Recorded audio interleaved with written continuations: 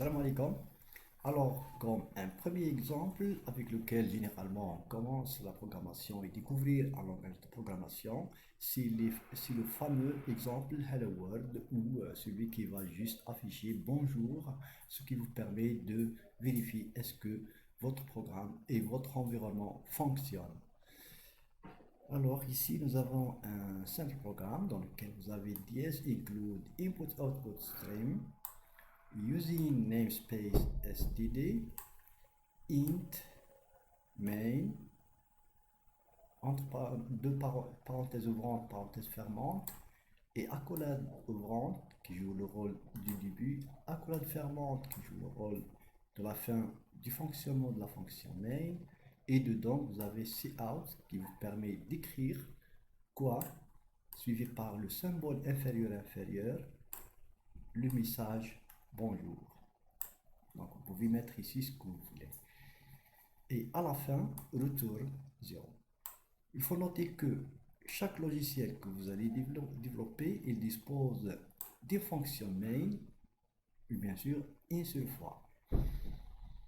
Et cette fonction, elle va renvoyer un entier.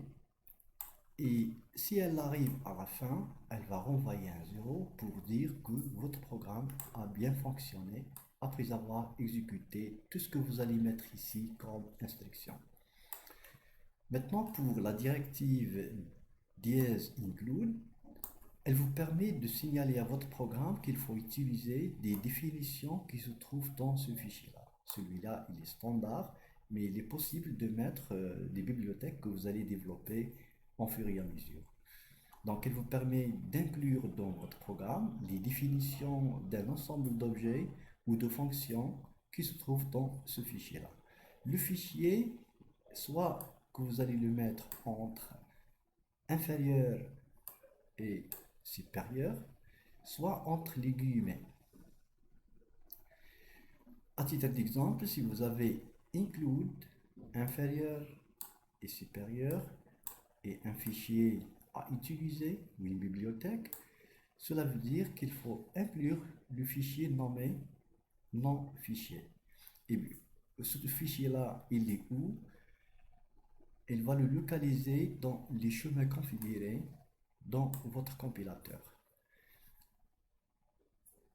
Si il n'existe pas dans les chemins ou les répertoires configurés, il va le rechercher dans le même répertoire où vous avez enregistré votre fichier source, c'est-à-dire ce fichier-là. On vient de l'écrire où, dans quel emplacement. Si vous avez dièse include et le nom de fichier à utiliser, il est entre les deux guillemets, cela veut dire qu'il faut inclure le même fichier, mais cette fois-ci, vous allez commencer à... C'est le compilateur qui va faire ça, et non pas vous. Il va essayer de localiser ce fichier dans le même fichier ou le même répertoire où votre fichier source est enregistré. S'il n'est pas là, il va essayer de le trouver dans les chemins configurés de votre compilateur. Pour l'instruction, la liste suivante que vous avez ici, using namespace std, c'est pour signaler à votre programme qu'il peut utiliser l'espace de nommage dit std, standard. Généralement, les entrées et sorties standards, c'est le clavier de votre ordinateur et l'affichage qui sera effectué au niveau de l'écran. Il s'agit d'un espace de nommage et un ensemble de classes dont cout qui vous permet d'afficher quelque chose à l'écran fait partie à ce fichier. L'utilisation de cin et cout nécessite l'écriture de cette ligne obligatoirement. Ça veut dire que si vous oubliez de mettre cette ligne, alors il n'est pas possible d'afficher quoi que ce soit.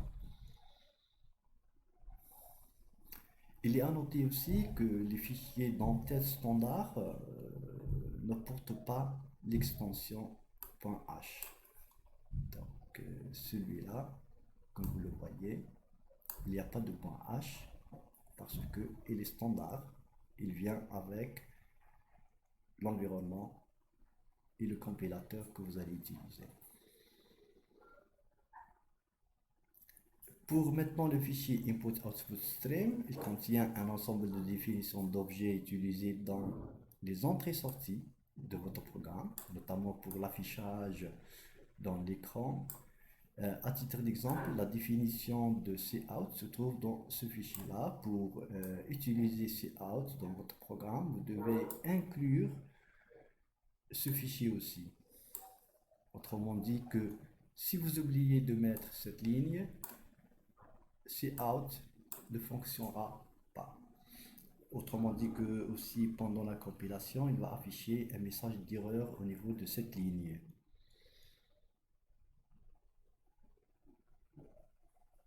Donc il s'agit d'une bibliothèque C++ standard. Maintenant pour la fonction main, chaque programme en C++ il contient obligatoirement une seule fois une fonction appelée main. Vous pouvez définir d'autres fonctions, mais vous n'avez pas le droit de définir une deuxième fonction qui va porter le nom main. Et bien sûr, pendant l'exécution de votre programme, quel que soit son contenu, quel que soit son traitement, l'exécution de votre programme, elle commence au niveau de cette fonction main. Autrement dit, qu'après avoir écrit un programme quelconque, indépendamment de son fonctionnement, indépendamment des fichiers qu'il va utiliser, l'exécution de votre programme, elle va commencer ici. La première instruction, ça sera la première ligne qui se trouve après ce début. Accolade de vente, elle joue le rôle d'un début. Accolade de fermante, elle joue le rôle du fin d'un bloc d'instruction ou un bloc d'instruction.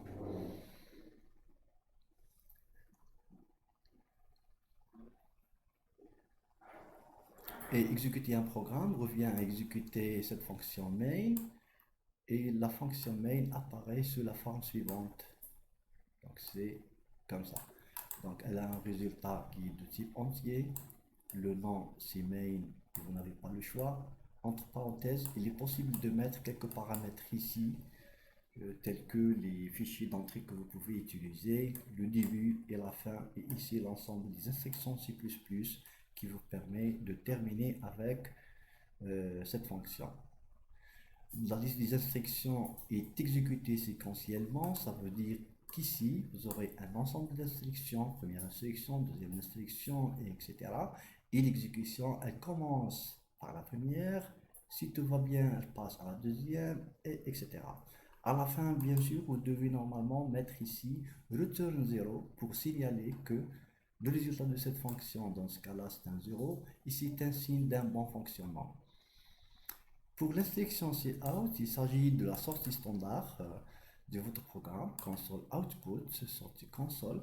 Soufflet de sortie est envoyé par défaut vers l'écran, c'est-à-dire que tout ce que vous allez mettre avec cout, il sera affiché à l'écran. Dans cette ligne-là, je vais afficher quoi? Inférieur, inférieur, donc j'affiche tout ce qui vient après. Si je vais afficher autre chose, je dois ajouter inférieur, inférieur, et qu'est-ce que je vais afficher?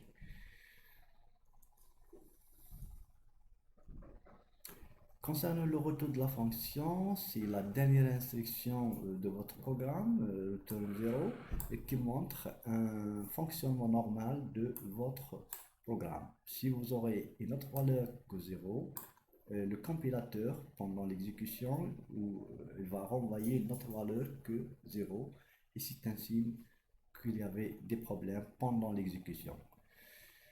Maintenant, pour exécuter votre programme, une fois terminé avec l'écriture du code source de votre programme, vous devez le compiler, et si tout va bien, il va générer ce qu'on appelle un exécutable, et enfin, vous pouvez exécuter votre programme pour qu'il affiche à l'écran ce qu'on vient de mettre comme élément à afficher, c'est bonjour. L'ajout d'une instruction, ça dépend des environnements que vous allez utiliser. Quelquefois nécessite l'ajout de l'instruction system pause. C'est pour permettre à l'utilisateur de visualiser le contenu de l'affichage. Parce que la machine elle est très rapide, il suffit juste de lancer l'exécution, elle affiche au niveau de l'écran le résultat et